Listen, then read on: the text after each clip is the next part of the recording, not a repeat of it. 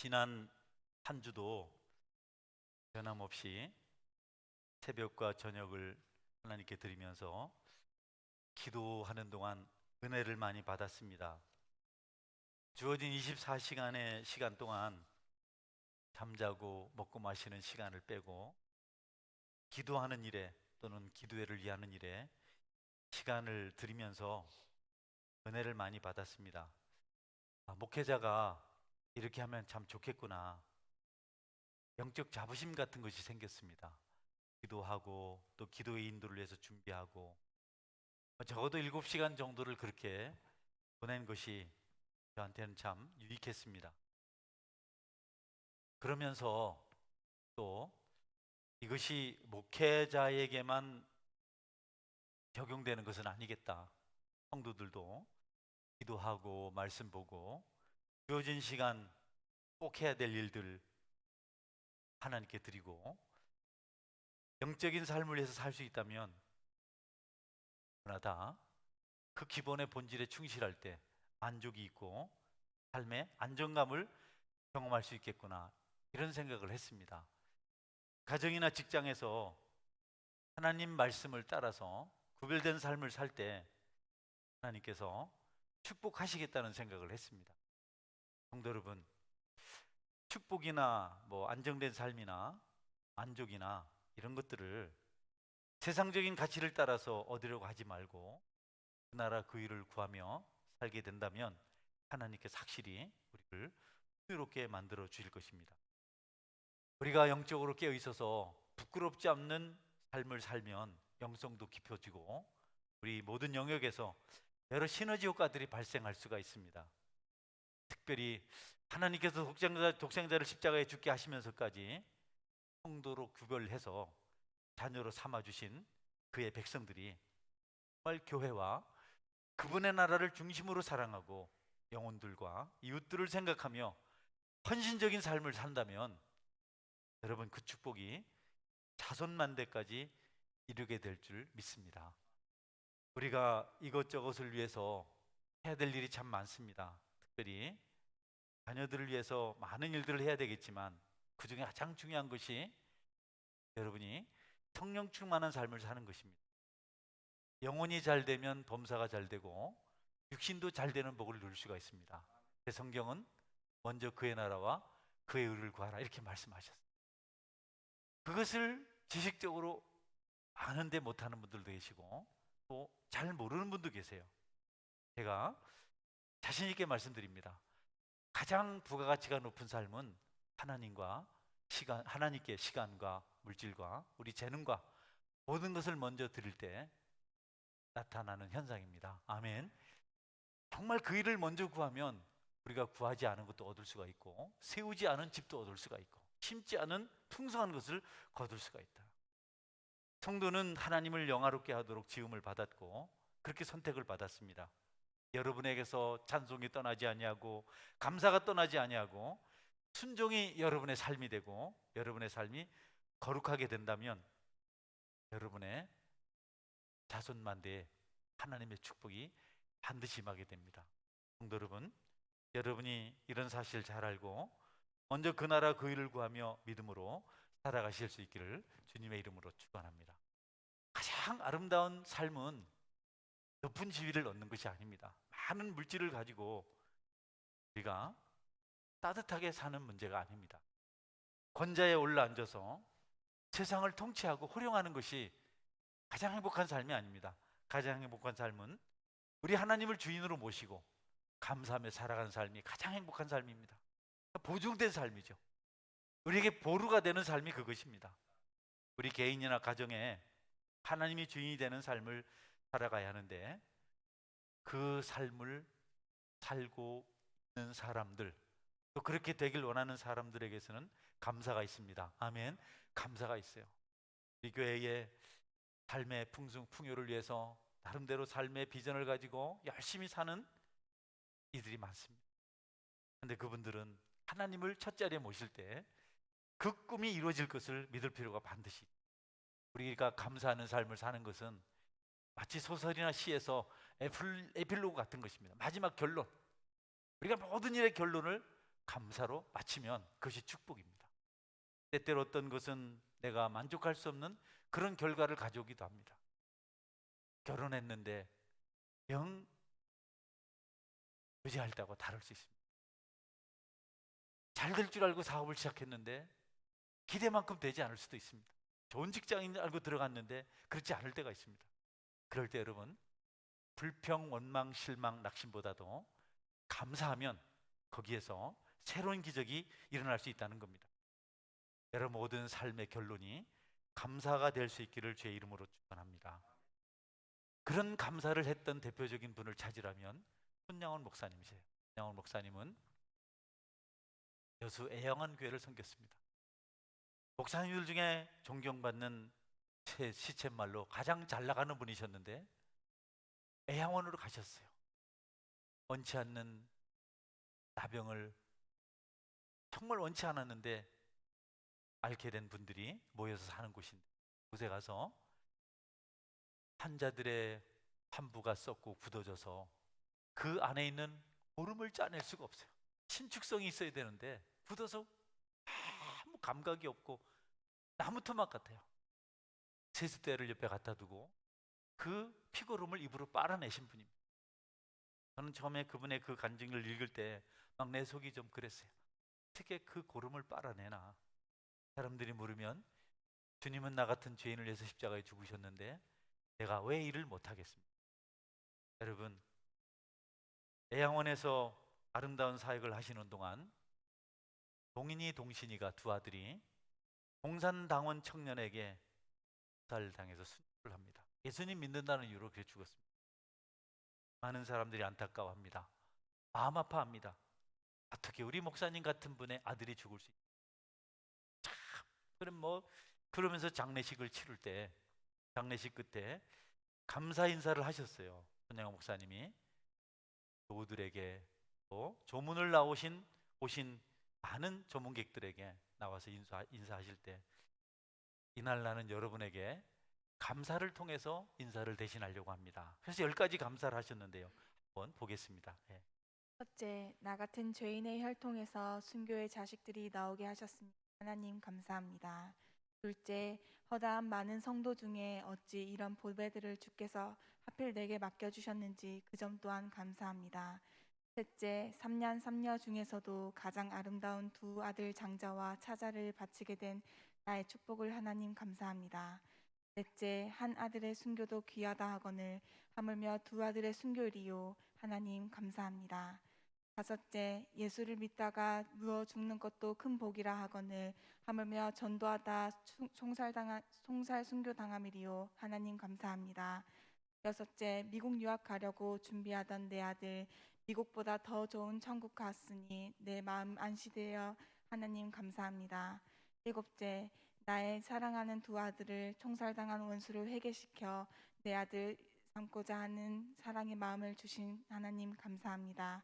여덟째, 내 두 아들의 순교로 말미암아 무수한 천국의 아들들이 생길 것이 믿어지니 우리 하나님 감사합니다. 아홉째, 이 같은 역경 중에서도 이상 8가지 진리와 하나님의 사랑을 찾는 기쁨, 여유 있는 기쁨, 믿음 주신 우리 주 예수 그리스도께 감사합니다. 10번째, 이렇게 과분한 축복 누리게 되는 것을 감사합니다. 예. 참 어떻게 감사 제목이 이렇게 기쁠까요? 영혼의 중심에 감사를 가지고 살아가면 그 불행하죠. 아들 잃었으니까 그런 환경 속에서도 감사하는 능력이 있을 수 있다는 겁니다. 우리가 아무리 넉넉해도 얼마든지 감사하지 못할 그런 본성을 가지고 사는 그런 인생들인데, 하나님 은혜가 임한 감사가 있는 손양호 목사님에게는 여러분, 결국 두 아들을 총으로 쏴서 죽인 그 안재선이라는 청년을 감옥에서 꺼내옵니다. 그는 감옥에서 평생 옥살이를 하든지 사형을 당할 죄를 지었어요. 근데 목사님이 찾아가셔서 핵방으로 설득을 하십니다. 군대 책임자를 만나서, 장교를 만나서 도저히 살려줄 수 없는 아이거든요. 내가 책임지겠습니다. 내 아들을 죽인 아이지만 내가 내 양아들로 삼겠습니다. 군대에서 안 된다 하죠. 이런 사람은 죽어야 됩니다. 그런데 결국 손양은 목사님이 데려다가 양아들로 삼습니다. 참 대단한 분이시죠. 그래서 그분이 책을 썼는데 그 책 제목이 사랑의 원자탄입니다. 그리고 장례식을 마치고 그 주일 하나님 앞에 감사 헌금한 봉투가 지금 여수 애양원 박물관에 가면 잘 보관되어 있습니다. 거기 봉투에 이렇게 적혀 있습니다. 두 아들의 순교를 감사하며 1만 원, 손양원 이래 적었습니다. 여러분, 그때 손양원 목사님이 한 달에 받았던 사례가 80원이었습니다. 1만 원을 하나님 앞에 감사함을 드렸습니다. 80원에 100배가 넘는 겁니다. 진정한 감사가 그 속에 있었기 때문에 원수를 아들 삼았고, 그리고 분에 넘치는 그 감사와 감격을 가지고 하나님 앞에 감사한 것을 우리가 볼 수가 있습니다. 여러분, 역사 속에서 또 다른 감사의 사건이 있죠. 청교도들 이야기. 추수감사 줄 때마다 우리가 듣는 말씀입니다. 그러나 아무리 묵상을 하고 아무리 들어도 지나치지 않는 영적 교훈들이 있습니다. 영국 국교회가 교회를 박해하기 시작했습니다. 뭐 대놓고 하는 것은 아니고 자꾸 오늘날처럼 제도를 잡고 정부가 바꾸는 겁니다. 나라가 자꾸 바꾸는, 성공회죠. 성공회. 신앙의 자유를 잃게 됩니다. 어쩔 수 없이 변질이 되는 겁니다. 주의를 지켜야 하는데 그럴 수가 없고, 복음을 전해야 하는데 그럴 수가 없고, 단정하고 깨끗한 삶을 살아야 되는데 그럴 수가 없어지는 겁니다. 그래서 사람들이 결심했습니다. 우리가 다른 것 다 잃어도 신앙의 자유를 찾아서 떠나자. 기득권이 거기 있습니다. 모든 소유가 거기 있습니다. 조상대대로 살아왔던 삶의 터전이 거기 있었지만 그걸 다 버리고 오직 한 가지, 신앙의 순교를 지키기 위해서, 깨끗한 믿음 생활을 하기 위해서 그런 것들을 버리고 여러분 신대륙으로 건너갑니다. 배 타고 건너가면서 많이 죽습니다. 5월의 꽃이라는 뜻을 가지고 있는 메이플라워를 타고 가서 여러분 그 작은 배를 가지고 대서양을 건너서 새로운 정착지에 갔는데 흑병으로 많이 죽고, 이듬해 봄이 되어서 열심히 농사를 지어서 가을에 추수를 했습니다. 뭐 별것 아니죠. 그런데 그것을 모아서 함께 모여서 감사 예배를 드렸습니다. 이것이 오늘날 추수감사절의 시작이 된 것입니다. 여러분, 그렇게 시작한 나라가 미국입니다. 축복받은 나라죠. 처음에 가장 먼저 건너가서 그 청교도들이 한 일이 첫 번째 교회를 세웠습니다. 하나님의 집을 세운 겁니다. 두 번째는 그들이 신대륙으로 건너간 것은 자신들의 신앙의 자유도 있지만 자녀들, 다음 세대들의 신앙을 생각했습니다. 우리는 어떻게 이렇게 건져가겠지만 그대로 두었다가는 신앙의 신실함을 잃게 되기 때문에 그들은 신앙의 대를 이어가기 위해서 신대륙을 건너갔어요. 그래서 두 번째로 세운 것이 학교입니다. 네, 하나님을 생각하고 다음 세대를 생각하고 그리고 가정을 생각하는 그런 일을 합니다. 집을 짓죠.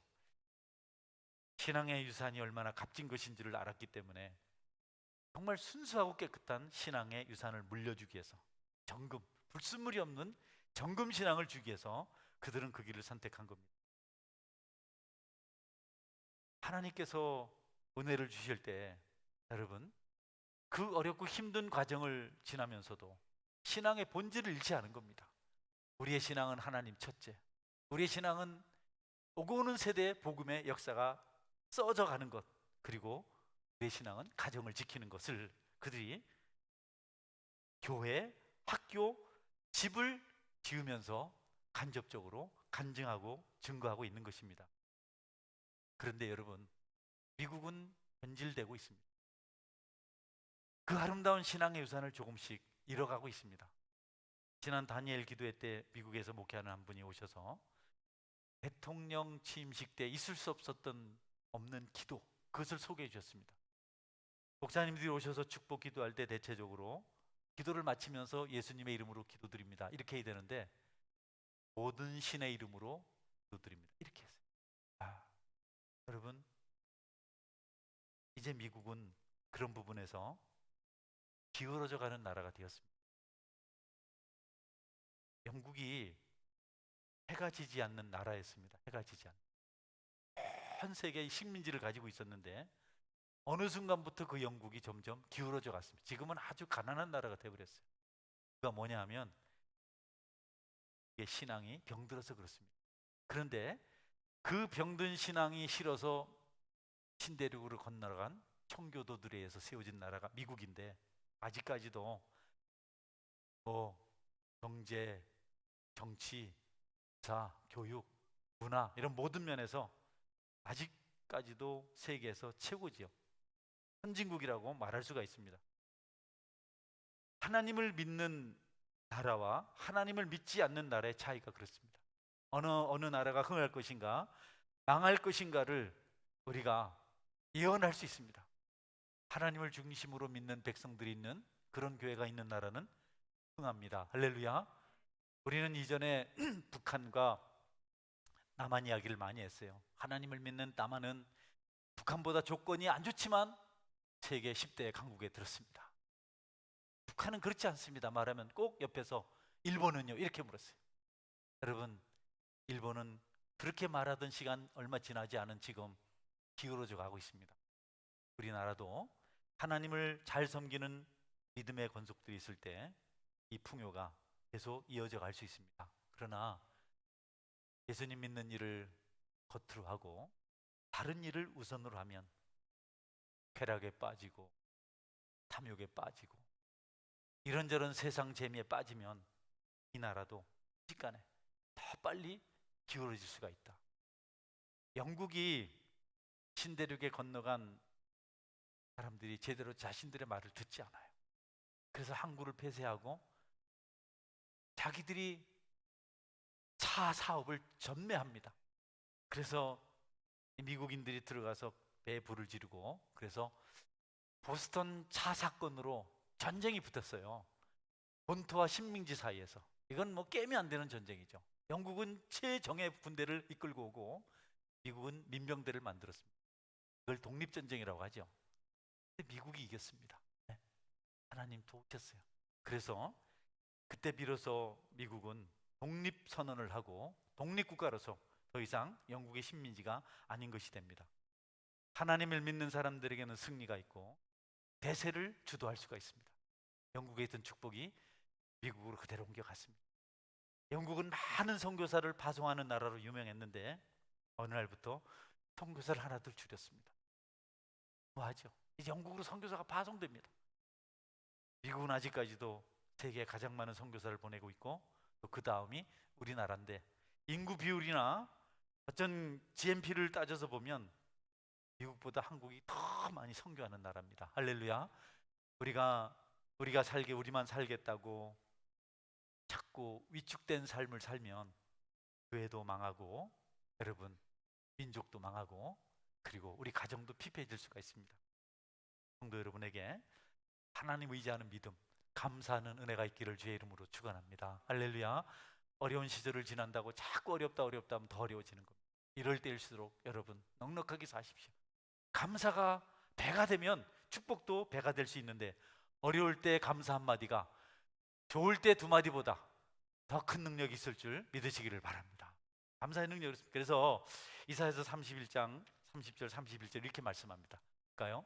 소년이라도 피곤하며 곤비하며 장정이라도 넘어지며 쓰러지되 오직 여호와를 앙망하는 자는 새 힘을 얻으리니 독수리가 날개치며 올라감 같을 것이요 다른 박질하여도 곤비하지 아니하겠고 걸어가도 피곤하지 아니하리로다. 네, 1절 다음 봐주세요. 도움을 구하러 애굽으로 내려가는 자들은 화 있을진저 그들은 말을 의지하며 병거의 많음과 마병의 심히 강함을 의지하고 이스라엘의 거룩하신 이를 앙무하지 아니하며 여호와를 구하지 아니하나니. 여러분 소년도 장정도 지치고 넘어집니다. 그러나 여호와를 앙망하는 자는 다른 박질해도 넘어지지 않습니다. 지치지 않습니다. 할렐루야. 애굽을 찾아가면 안 돼요. 여러분은 하나님을 바라보시길 바랍니다. 우리가 살다가 어려워지면 자꾸 사람 얼굴 보고 쌍꺼 보거든요. 망할 징조입니다. 시험들 징조입니다. 그런 걸 초월하고 여러분은 천국을 향해서 하나님을 향해서 달려가는 믿음을 가지셔야 됩니다. 벌써 사람을 보기 시작하고 권세를 보기 시작하고 그러면 영혼이 위축돼 가지고 사람은 이미 모든 에너지를 소진한 사람입니다. 가난에 여러분이 말고 병약함에 흔들리지 말고 여러분께서 사회적 지위가 낮은 것 때문에 우울해하지 않기를 바랍니다. 우리에게는 우리를 위해서 독생자를 아낌없이 주신 우리의 아버지 하나님이 계십니다. 그분을 붙들고 범사에 감사하는 삶을 살아가실 수 있기를 바랍니다. 우리 속에 감사가 없을 수 있는데요, 어려움이 찾아올 때 그렇습니다. 우리가 경험하는 것들에 만족하지 못할 때, 불만을 가질 때 감사는 순식간에 사라집니다. 그래서 스펄전 목사님은 촛불에 감사하면 전등불을 하나님께 주시고, 전등불에 감사하면 달빛을 주시고, 달빛에 감사하면 햇빛을 주시고, 햇빛에 감사하면 영원한 천국빛을 주신다, 이렇게 말씀하셨습니다. 우리는 하나님이 어떤 분인지를 잘 몰라요. 하나님이 물질보다 못하고, 그래서 하나님과 재물을 겸하여 섬기려고 하고, 하나님이 권자보다 못하고, 하나님이 사람보다 못하고, 하나님이 지식보다 못하고, 하나님이 세상의 쾌락보다 못하고, 자꾸 하나님 모르는 사람처럼 행동을 합니다. 불신자들이 그러는 건 괜찮지만 성도들이 자꾸 그렇게 생각해요. 그럴수록 우리의 삶은 찌들어지고 피폐해지고 빈약해지는 겁니다. 하나님께서 그렇게 말씀하셨어요. 이사야서 5장 12절 13절 봅시다. 그들의 연회에는 수금과 비파와 소고와 피리와 포도주를 갖추었어도 여호와께서 행하시는 일에 관심을 두지 아니하며 그의 손으로 하신 일을 보지 아니하는도다. 그러므로 내 백성이 무지함으로 말미암아 사로잡힐 것이요 그들의 귀한 자는 굶주릴 것이요 무리는 목마를 것이라. 네, 비파 악기를 연주하고 포도주를 마시고 북을 치면서 춤을 추고 그냥 그렇게 사는데, 여러분 아무리 그렇게 살아도 여호와를 알지 못하면, 그분이 행하신 것을 알지 못하면, 12절 볼까요? 네, 보세요. 12절 좀 띄워봐요. 11절. 네, 연애에는 수금과 비파 소고와 피리와 포도주를 갖추었어도, 그 다음에 읽어볼까요? 여호와께서 행하시는 일에 관심을 두지 아니하며 그의 손으로 하신 일을 보지 아니하는다. 춤추고 놀고 술 마시고 노는 건 전부 잘하는데 하나님께서 행하시는 일을 생각하지 않아요. 하나님의 관심이 없어요. 그분께서 행하신, 그분의 손으로 행하신 일을 보지 않아요. 그러므로 내 백성이 무지함으로 말미암아 사로잡힐 것이요 그들의 귀한 자는 굶주릴 것이요 무리는 목마를 것이라. 여러분에게 하나님을 아는 지식이 있기를 주의 이름으로 축원합니다. 하나님을 모르면 다 헛방입니다. 아무리 좋은 것을 누려도, 술 마시고 춤추고 북치고 장구치고 수금을 울리고 해도 하나님이 하신 일을 모르면 그들은 결국 가난하게 될 것이고 사로잡히게 될 것이고 줄이고 목마르게 될 것이다. 하나님께서 행하신 일을 묵상해야 됩니다. 우리를 어떻게 구속하셨는지, 어떻게 구원하셨는지 우리가 알고 감사의 제목을 우리가 찾아내야 됩니다. 여러분, 물이 어떻게 흐르는가를 보십시오. 바다와 육지의 경계가 어떻게 정해지는지 보십시오. 하늘에 태양이 떠오르고 밤하늘에 별이 반짝이는 걸 보십시오.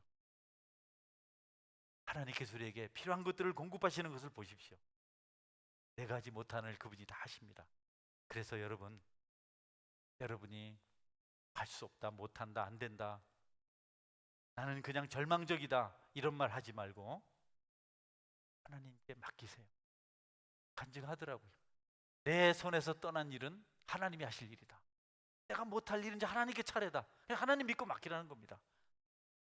내 건강 문제를 내가 책임질 수 없잖아요. 삶의 어려움이 찾아온 것을 내가 어떻게 할 수 없잖아요. 이제 하나님의 때가 되었다는 겁니다. 하나님께 맡기고 여러분은 하나님을 찾으면 됩니다. 아멘. 이런 간증이 있어요. 이용규 교수님, 이용규 목사님이 유명한 선교사님이신데요, 본국에서 사역을 할 때 일입니다. 그분이 쓴 책이 있습니다. 내려놓음이라는 책이 있는데 거기에 이런 간증이 있습니다. 몽고에서 사역을 하는 동안 어느 지역에서 예배를 드리면서 이렇게 지냈는데, 그 시기에 한 소녀가 소를 잃어버려서, 소를, 그 광활한 몽고의 평원, 거기서 잃어버린 한 마리 소를 찾는 것은 거의 불가능하지만 그 값진 재산을 포기할 수 없어서 이 소녀가 열심히 소를 찾아서 망항을 합니다. 광야를 이리 뛰고 저리 뛰고. 여러분, 몽고는 광야 끝이 보이지 않는다 그래요. 그 얼마나 가야 끝이 나오겠어요. 안 보이는데도 찾아볼 거라고 지평선을 쫓아다니다가 제가 예배 시간이 되어서 땀이 범벅되어서 예배당을 찾아온 겁니다. 그래서 선교사님이 어이된 일이라고 그랬더니 소를 잃어서 소를 찾다가 말씀이 그리워서 예배가 그리워서 왔습니다. 교사님이 말씀을 사모해서 예배당에 나온 그 소녀를 위해서 간절하게 기도했습니다. 기도 내용이 그렇습니다. 소를 버리고 예배를 선택한 그녀가 부끄럽지 않게 해주소서. 네, 그렇게 기도하셨는데 예배를 마쳤는데 한익 예배당 밖에서 소의 울음소리가 들려왔습니다. 나가보니까 잃어버린 소가 와 있었습니다. 소가 자기 집이 아닌 예배당을 선택해서 온 겁니다. 예배의 기쁨과 말씀의 은혜를 선택한 소녀는 예배와 소를 동시에 얻었습니다. 라고 이렇게 간증을 적었습니다. 여러분이 감사하며 하나님을 찾으면 하나님께서 여러분이 할 수 없는 그 일을 행해 주실 줄 믿고 그 나라 그 일을 구하는 믿음의 사람이 되실 수 있기를 바랍니다. 우리는 하나님께 맡기는 것을 체념이라고 생각하면 안 됩니다. 이방인들은 인도네시아 선교사님 와서 간증하실 때 모슬렘들은 이슬람 교도들은 어려운 일이 생기면 인샬라 이렇게 말한답니다. 신의 뜻이다. 사실 체념입니다. 복입니다. 액땜했네 뭐 이런 말입니다. 기독교 신앙은 그런 게 아닙니다. 우리가 하나님께 맡기면 하나님께 일하셔서 기적을 일으키실 줄 믿으시기를 바랍니다. 그래서 여리고성이 무너지고 그래서 홍해가 갈라지고 그래서 요단강이 멈추는 겁니다. 우리는 우리의 생각을 넘어서서 존재하시는 하나님을 믿을 때 그분의 신비를 알게 되고 그분의 영역을 알게 되고 그분이 베푸시는 기적을 알게 됩니다. 우리는 기적이지만 그분에게는 그냥 일상입니다. 이스라엘에서 사역하시던 목사님이 지난 금요일 날 그런 말씀 전해주셨어요. 여러분이 목자를 통해서 푸른 풀밭, 쉴만한 물가로 인도받다가 그 과정이 지나고 나면 여러분은 여러분의 길을 가야 될 시간이 옵니다. 그런데 여러분만 가는 것이 아니고 여러분의 가는 길을 뒤에서 하나님께서 지켜보셨다가 시효적절하게 여러분을 도와주십니다. 할렐루야. 믿음으로 행하면 장벽에 부딪히기도 하고 많은 위험이 찾아오기도 하지만 그럴 때 하나님께서 여러분을 도와주십니다. 아멘. 두려워하지 마십시오. 염려하지 마십시오. 우리 손으로 해결할 수 있는 문제는 문제가 아닙니다. 물질로 해결하고 어떤 인맥을 통해서 해결받고 뭐 땀 흘려서 해결하는 것은 큰 문제가 아닙니다. 그런 것들로 안 될 일들이 있는데 그럴 때 하나님께서 도와주십니다. 그러면서 우리는 그 하나님을 더 깊이 신앙하게 되고 그 일로 하나님을 감사하게 됩니다. 어려움 중에 있는 분이 계십니까? 혹시 난관에 부딪혔습니까? 하나님을 꼭 붙드십시오. 하나님이 일하실 때가 되었습니다. 여러분에게 소중한 소원을 이룰 때가 있을 텐데 그 소원을 여러분의 힘으로만 이루려고 하지 마십시오. 하나님의 도우심을 구하십시오. 하나님이 도와주셔야 어려운 난관을 극복하고 여러분이 천국에 이르게 될 것입니다. 이 은혜가 우리 모두에게 있기를 주의 이름으로 축원합니다. 아멘. 같이 기도하겠습니다.